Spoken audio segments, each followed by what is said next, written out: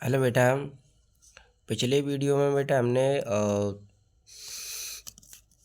कार्य ऊर्जा शक्ति 10वें चैप्टर के सारे क्वेश्चंस एक्सप्लेन कर दिए थे।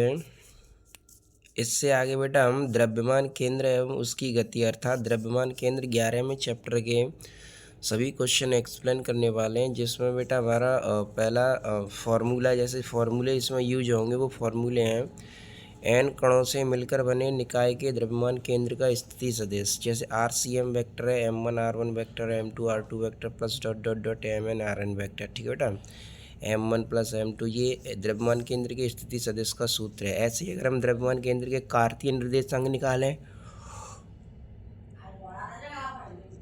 तो हम इसके कार्तीय निर्देशांक भी निकाल सकते हैं, जैसे एक्स अक्ष के निर्देश x C M m1 x1 m2 x2 dot dot dot dot mn xman। ठीक है, बाई अक्ष के अनुदेश भी ज्ञात कर सकते हैं, m1 y1 m2 y2 dot dot dot dot ये जेड अक्ष के अनुदेश। ठीक है, और द्रव्यमान केंद्र का वेग हम यहाँ से देख सकते हैं। ठीक है बेटा, तो पहला क्वेश्चन पढ़ते हैं। इसमें दो कण जिनके द्रव्यमान क्रमशः 3 किलोग्राम व 2 किलोग्राम है, m1 3 किलोग्राम है, m2 2 किलोग्राम है। तो देखो बेटा, m1 3 किलोग्राम है, m2 2 किलोग्राम है। ठीक है, परस्पर 3 मीटर की दूरी पर स्थित है, इनके द्रव्यमान केंद्र की स्थिति बताइए। तो यहाँ पर बेटा x2 जो है वो 3 मीटर पर है, x1 0 पे, चूँकि मान ये 3 किलोग्राम का पिंड मूल बिंदु पर है। जो 3 किलोग्राम का पिंड वो कहाँ है, वो मूल बिंदु पर है, तथा 3 किलोग्राम द्रव्यमान के कण के सापेक्ष द्रव्यमान केंद्र की स्थिति हमें ज्ञात करनी है। तो x2 3 मीटर है, x1 0 पर है। तो एक्स सी एम बराबर m1 x1 plus m2 x2 बट्टे m1 प्लस m2। चूँकि ये वाला सूत्र अगर हमें 2 मान दिए होंगे तो 2 तक लगाना है, 3 मान दिए होंगे तो 3 तक लगाना है। ठीक है, यहाँ तो ये n तक दे रखा है। तो देखो बेटा, m1 कितना है 3, m1 की जगह 3 रख दिया। x1 कितना है 0, तो ये 0 रख दिया। m2 कितना है बेटा, m2 है 2, m2 2 रख दिया। x2 कितना है बेटा 3, 3 का 2 में गुणा करेंगे बेटा कितना हो गया 6, 3 और 2 कितने हो गए 5। तो कितना आ गया बेटा 1.2 मीटर। कितना आ गया बेटा 1.2 मीटर, यानी 3 किलोग्राम द्रव्यमान से 1.2 मीटर की दूरी पर। ठीक है, अगला है बेटा क्वेश्चन नंबर 4। दो कण जिनके द्रव्यमान 4 किलोग्राम व 2 किलोग्राम है तथा जिनकी स्थितियों के निर्देशांक तंत्र में निर्देशांक क्रम से 1,0,1 2,2,0 हैं, इस तंत्र में उसके द्रव्यमान केंद्र के निर्देशांक ज्ञात कीजिए। अब बेटा यहाँ पर हमें m1 दे रखा है, m2 दे रखा है, और ये x अक्ष y अक्ष और z अक्ष में इनके मान दे रखे हैं। तो हमें इनके द्रव्यमान केंद्र के मान ज्ञात करने x ये हम वाले। जो देखो बेटा m1 दे रखा है 4 kg, m2 दे रखा है 2 kg, और यहाँ पर ये इनके मान है निर्देशांक के 1,0,1 2,2,0। तो ये बेटा ये x1 हो गया, ये y1 हो गया, ये z1 हो गया, ये x2 हो गया, ये y2 हो गया, ये z2 हो गया। अब हमें यहाँ पे x C M y C M z C M ज्ञात करना है। तो x अक्ष के अनुदिश द्रव्यमान केंद्र का स्थिति सदिश। तो पहले एक्स सी एम बराबर m1 x1 m2 x2 बट्टे m1 प्लस m2। अब m1 कितना था बेटा, m1 है 4, m1 की जगह पे 4 रख देंगे। x1 कितना है बेटा 1, x1 की जगह पे 1 रख देंगे। m2 कितना है, m2 है बेटा 2, तो m2 की जगह पर 2 रख देंगे। x2 की जगह पर 2 रख देंगे। ठीक है, m1 प्लस m2 4 प्लस 2, 4 एकम 4, 4 और 4 कितने हो गए 8 बट्टे 6, यानी 4 बट्टे 3 कितने होगा बेटा एक्स सी एम कितना आ गया 4 बट्टे 3। अब निकालते हैं बेटा वाई सी एम। तो वाई सी एम बराबर by one m1 y1 plus m2 y2 बटे m1 प्लस i2। अब देखो बेटा m1 m2 तो 4 और 2 ही है, लेकिन y1 0 है, y2 कितना है 2, तो यहाँ पर रख देंगे y1 0, m1 4, m2 2, y2 2, और ये तो ये आ गया बेटा 2/3। अब निकालेंगे जेड अक्ष के अनुदिश। तो जेड अक्ष में m1 4 है, m2 2 है, लेकिन z1 1 है, z2 कितना है 0। तो m1 4, z1 1, m2 2, z2 कितना है 0, और ये 4 प्लस 2 कितना आ गया 2/3। तो x C M y C M z C M कितना हो गया बेटा, एक्स सी एम निकल के आया था 4/3, तो 4/3, और ये दोनों आए थे 2/3 और ये 2/3। तो आंसर कितना होगा बेटा? 4/3, 2/3, 2/3। ठीक बेटा। अगला है बेटा क्वेश्चन नंबर 3।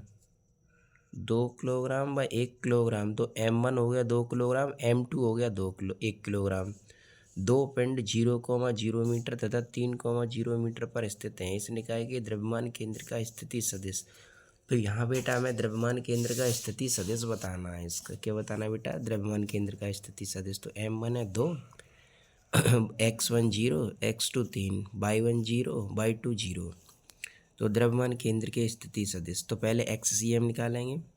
XCM बराबर M1 x1 plus M2 x2 बटे M1 प्लस M2।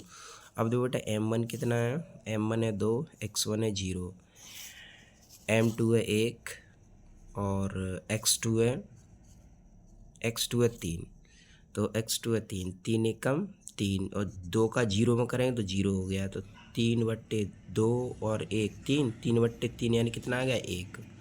अब YCM बराबर M1 y1 plus M2 y2 बटे M1 प्लस M2। अब M1 कितना है बेटा? 2, y1 कितना है? 0, M2 कितना है? 1 और y2 है 0। तो ये तो 0 ही आ गया। तो निर्देशांक कितने हो गए? 1, 0। तो द्रव्यमान केंद्र का स्थिति सदिश क्या होगा? 1, 0। द्रव्यमान केंद्र के निर्देशांक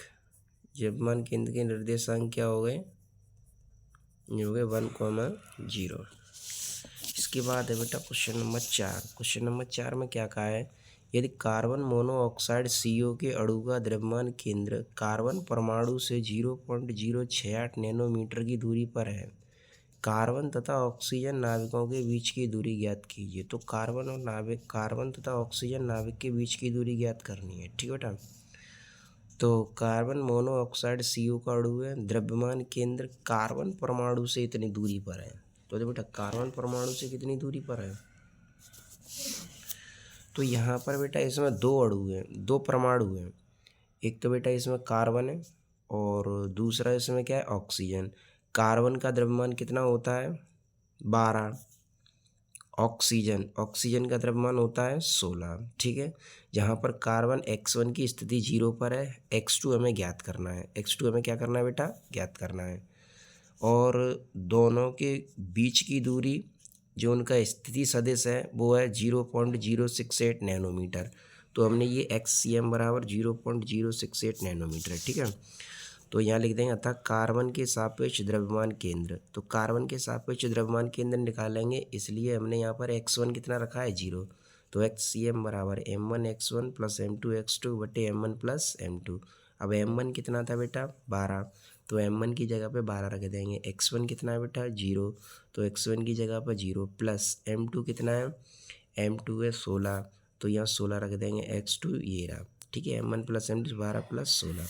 तो ये स्टेप तो बेटा 0 हो गया। ये कितना हो गया? 16x2.068। ठीक है।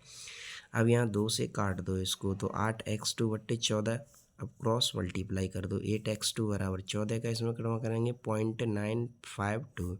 8 इधर पक्षांतर कर दें तो कितना आ जाएगा बेटा? x2 0.119 nanometre. कितना आ जाएगा बेटा? 0.119 नैनोमीटर। इसके बाद है बेटा क्वेश्चन नंबर 3। क्वेश्चन नंबर 5 में क्या कहा है बेटा कि तीन बिंदु द्रव्यमान M1 बराबर 1 kilogram, M2 2 kilogram, M3 3 kilogram है। ठीक है। एक समबाहु त्रिभुज के तीनों शीर्षों पर स्थित हैं। समबाहु त्रिभुज के शीर्षों पर स्थित हैं। समबाहु त्रिभुज की भुजा A है। समबाहु त्रिभुज की भुजा कितनी है? A।